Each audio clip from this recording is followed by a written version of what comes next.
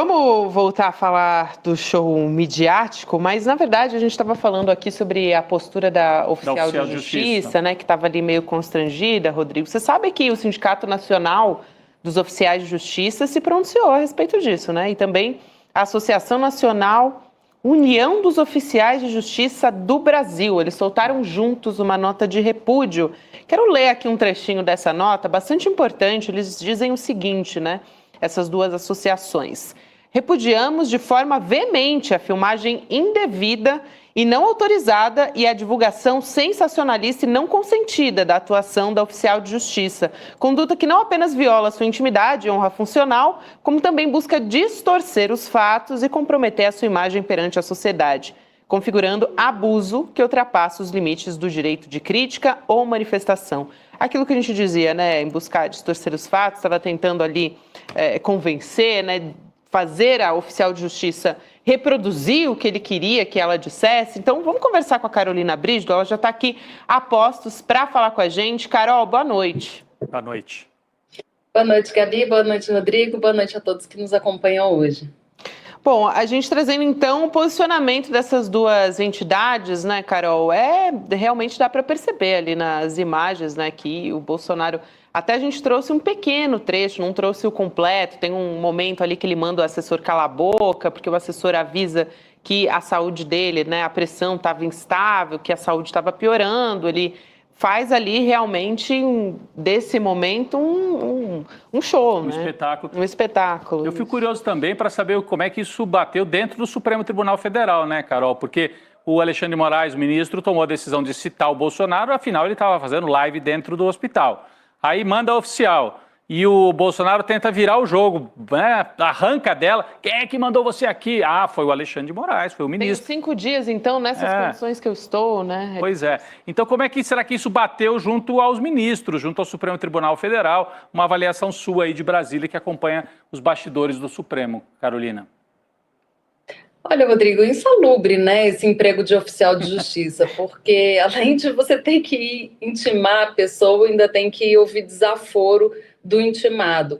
O fato é o seguinte, ele estava fazendo lives, ele estava gravando vídeo, né, ele estava conversando com seguidores, estava recebendo pessoas ali no hospital. Então, Alexandre de Moraes chegou à conclusão de que, como ele estava demonstrando, né, tanta atividade ali dentro do hospital, ele poderia receber a funcionária da justiça e assinar a intimação. Ele não ia ser interrogado, ele não ia precisar conversar com ninguém, não precisava prestar nenhum tipo de satisfação à justiça. Era só assinar um papel e dizer que ele está intimado, que ele está sabendo que ele agora é réu no Supremo Tribunal Federal.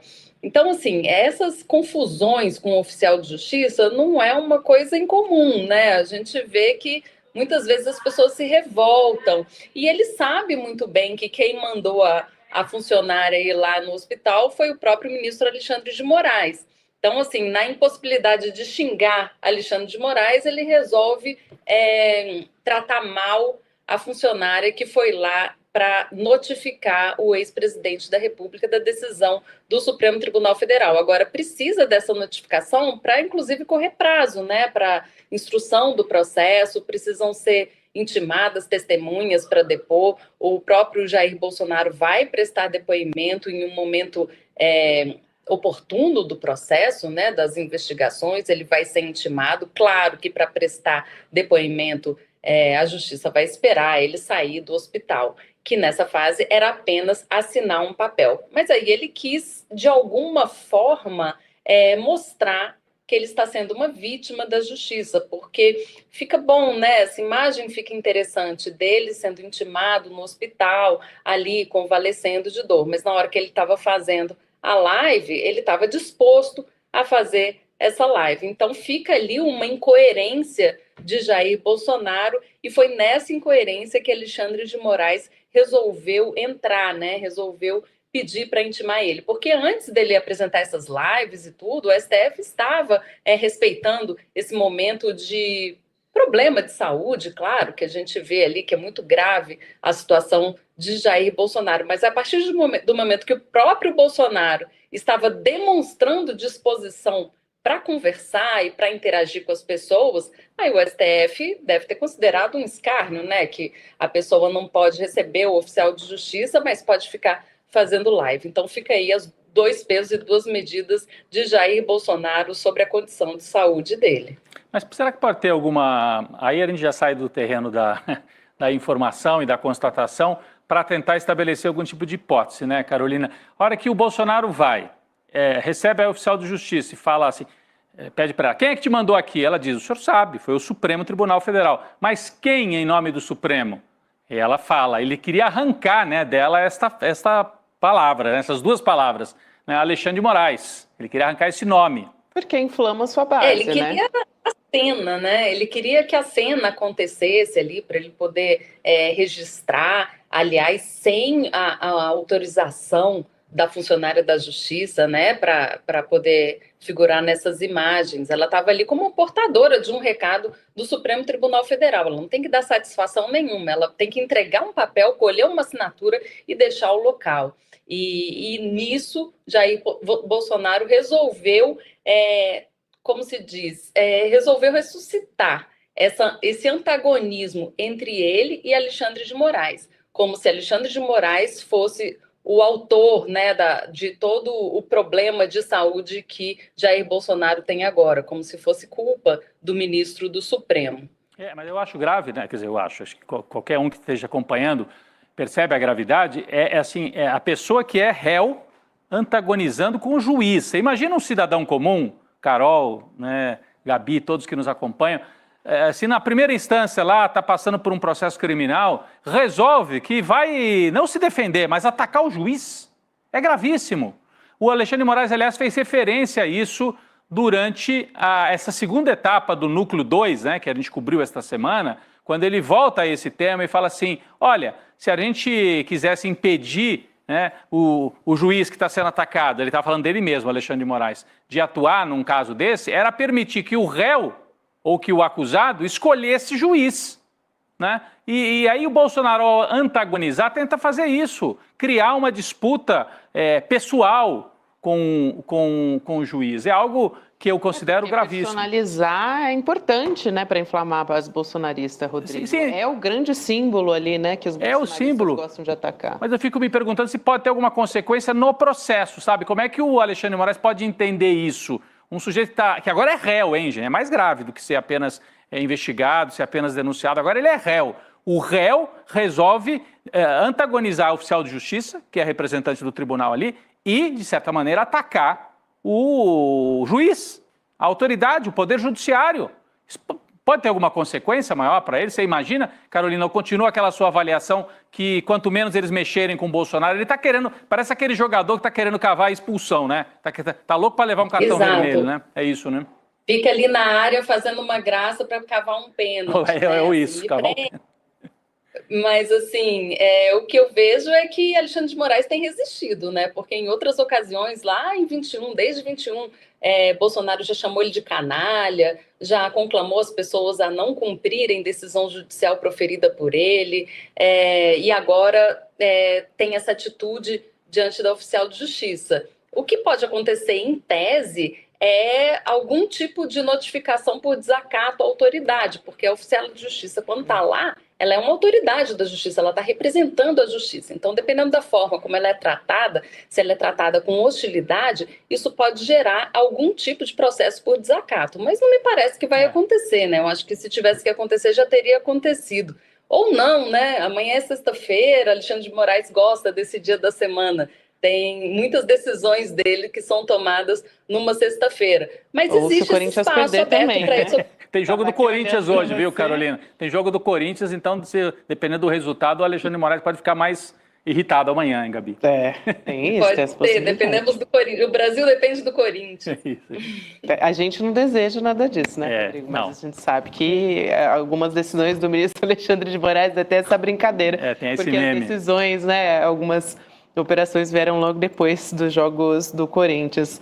Agora, Carol, a gente falando aqui a respeito do julgamento, agora a gente acompanhou essa semana o julgamento do Núcleo 2 e um dos advogados que chamou bastante atenção, até interrompeu um voto do próprio ministro Alexandre de Moraes, que a gente está conversando agora, é o Sebastião Coelho, né, que advogado, até então advogado do Felipe Martins, envolvido agora réu na trama golpista. Ele anunciou que deixou o caso, Sebastião Coelho, depois do Felipe Martins ter virado réu nessa última terça-feira. E ele deu um depoimento em vídeo, Rodrigo, a respeito disso. Carol também disse que esperava que a denúncia fosse rejeitada e alegou que ele precisava tratar de 2 assuntos de ordem pessoal, um deles, inclusive, de saúde.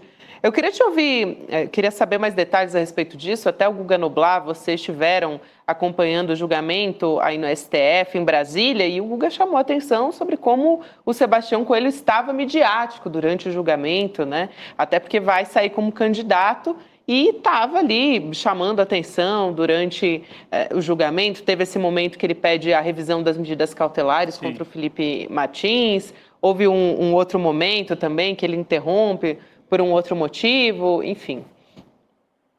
Olha, Gabi, estava até calmo, né, no julgamento de terça-feira. Levando em conta o primeiro, né? Verdade.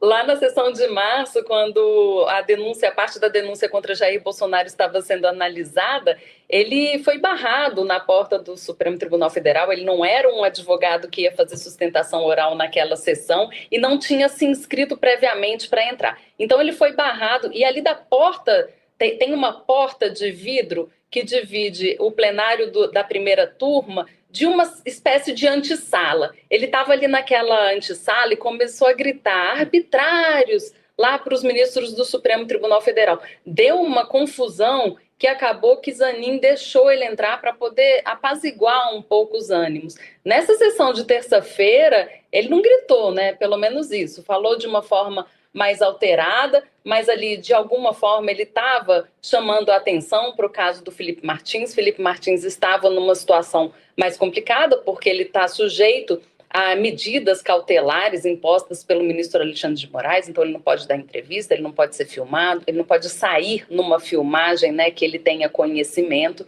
Então ele estava ali meio que de mãos atadas ali na sessão, e não sei, a impressão que dá é que Sebastião Coelho conseguiu os 15 minutos de fama para agora sair candidato em uma outra posição, né, uma outra posição na mídia. Ele conseguiu chamar alguma atenção para a atuação dele, de certa forma atrelado ao bolsonarismo, né, porque ele estava ali defendendo um ex-assessor de relações internacionais do governo Bolsonaro, que é o Felipe Martins, e de alguma forma pode ter capitalizado alguma coisa para a imagem dele. Para o réu, ele não conseguiu muita coisa, né? Porque a ação foi aberta e ele jogou a toalha, abandonou o caso assim que a ação penal foi aberta contra o cliente dele. Não sei o que vai acontecer, né? Vamos esperar, vamos ver se ele vai sair das urnas, vai sair candidato e, de alguma forma, essas falas dele podem ser usadas nas campanhas eleitorais. Ele conseguiu o que ele queria. Agora, o Felipe Martins, a gente não tem nenhum bastidor apontando que é um desentendimento dele com o Felipe Martins, nada disso, né? Parece mesmo que estava ali cumprindo já um roteiro determinado, vão aproveitar o dia do julgamento, conseguiu os 15 minutos, como disse a Carol. Né? Preparou até, né? Fez a prévia, fez o primeiro ato com aquela gritaria no julgamento em que ele nem era advogado, né? A Carol acabou de explicar aqui, tentou forçar uma entrada numa sala que já estava lotada. E aí, o nome dele começou a circular. Fora do meio jurídico. Ele foi preso, né? Chegou a ser preso. Chegou a ser detido ali rapidamente. Ele foi detido e, na sequência, foi liberado. Por desacato, inclusive, né? Na sequência, foi liberado. Mas aí ficou com essa fama, né? Se der um Google no nome dele, tem todos esses acontecimentos. Isso já é um ponto de partida para uma campanha eleitoral. No bolsonarismo, isso rende pontos. Mas vamos seguir acompanhando. Em breve teremos o Núcleo 3 também, nós vamos acompanhar aqui. Ele deu uma longuíssima entrevista, desculpa interromper, Rodrigo, mas só para a gente complementar, né, no dia da prisão, depois ele foi liberado, mas ele ficou assim, se eu não me engano, mais de 1 hora com um canal ali da extrema-direita contando como é que foi, enfim, usou bastante a mídia, né, a favor dele. em favor dele, melhor dizendo. Aliás, no próximo núcleo, Carol, é interessante isso, né? Porque a gente estava falando muito do núcleo dos militares, é um núcleo que chama muito a atenção, porque a gente tem 11 militares e um policial federal que faz parte desse núcleo 3.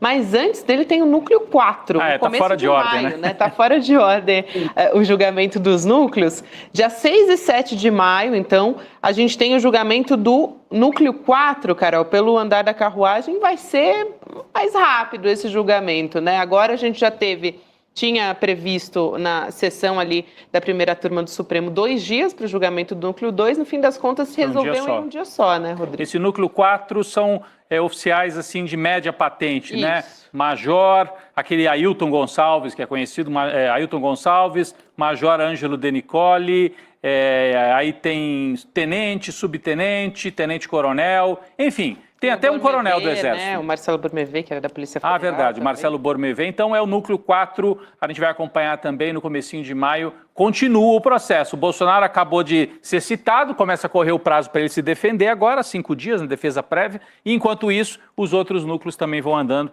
A gente vai acompanhar tudo isso, né, Gabi? Aqui no CL Notícias. Exato, tem esse núcleo 4, né, que vai ser... Está marcado para o dia 6 e 7 de maio, que é uma terça e uma quarta-feira. Só que pelo que a gente está vendo do ritmo que foi impresso lá no julgamento do núcleo 2, isso tudo deve se encerrar logo no primeiro dia, que é o jeito normal de se encarar denúncia no judiciário. Normalmente é isso, a denúncia chega, o juiz, na primeira instância, ele olha se tem os requisitos legais necessários para a abertura da ação penal, que é indício suficiente de que aqueles atos aconteceram e que eles podem ser imputados às pessoas que foram acusadas. Então, é uma análise bastante técnica. Só que no Supremo Tribunal Federal, isso é feito por um colegiado, não é um ministro sozinho. Até teve, um tempo atrás, um movimento ali no STF para que o recebimento de denúncia seja decidido de forma monocrática. Acabou que esse assunto não avançou muito no Supremo e continua sendo por colegiado. Agora não mais pelo colegiado completo com os 11 ministros, mas o colegiado da turma com 5 ministros. E passada aquela primeira discussão lá do núcleo 1, em que todo mundo já discutiu aquelas questões preliminares todas, sobre foro, sobre delação de Mauro Cid, então assim, o STF, ele rejeitou todas as alegações apresentadas pelas defesas para conseguir anular esse procedimento antes que fosse aberta a ação penal. Como não colou lá no núcleo 1, as mesmas alegações feitas pelas defesas de quem está no núcleo 2 também foram rejeitadas ali pela primeira turma. E é o que deve acontecer nos próximos julgamentos. A gente espera julgamentos mais breves, assim como o que aconteceu de terça-feira, tanto para o núcleo 4, que vai ser agora no início de maio, quanto com o núcleo 3, que vai ser no dia 20 de maio. Deve ser realmente numa sessão só cada um dos núcleos, né? A análise de cada um dos núcleos. Então não vai precisar de 2 sessões. Só que o Supremo Tribunal Federal está mantendo as 2 sessões, a de terça e a de quarta-feira, caso aconteça alguma coisa, caso algum ministro queira pedir vista em mesa para devolver no dia seguinte, algo assim, ou então alguma alegação diferente das defesas. Eles deixam, assim, 2 sessões, caso aconteça alguma coisa. Mas o mais provável é que aconteça só em um dia de julgamento. Ô, Carol, tem uma história também, uma apuração da Carolina Brizdo, gente, que me deixou assim, um tanto quanto estarrecida, viu? Porque tem funcionários ali, magistrados, 11 magistrados, para ser, olha só, tá na nossa tela a manchete, 11 magistrados e um membro do Ministério Público receberam de tribunais onde eles estão atuando, né, o direito de trocar dias de trabalho por prática esportiva em cidades do litoral. Pode ser. Não pode ser. É verdade isso? E aí, Carol? Você ficou com inveja, né, Gabi? Imagina se o Edu Moreira chega agora e fala: vocês estão liberados, vamos todo mundo para a praia jogar beach tênis. Isso, a gente vai apresentar o N2 né? lá da praia, hein, Rodrigo? O problema é isso, o problema é que eles estão fazendo isso com dinheiro público, com licença, entendeu? E tem mais juízes ainda que receberam esse tipo de autorização dos tribunais que eles pertencem para poderem matar serviço, né, dia de serviço normal, para participarem de campeonatos organizados por entidades de classe, associações de entidades de classe da magistratura que promovem esses eventos em praias. No caso, vai ter um evento agora, no fim do mês, tem mais um feriadão, né? A gente provavelmente vai ficar trabalhando, eles vão ficar na praia, em Maceió, jogando um futevôlei, enquanto a gente está aqui, e com dinheiro público. Isso é muito interessante, né? E não é raro.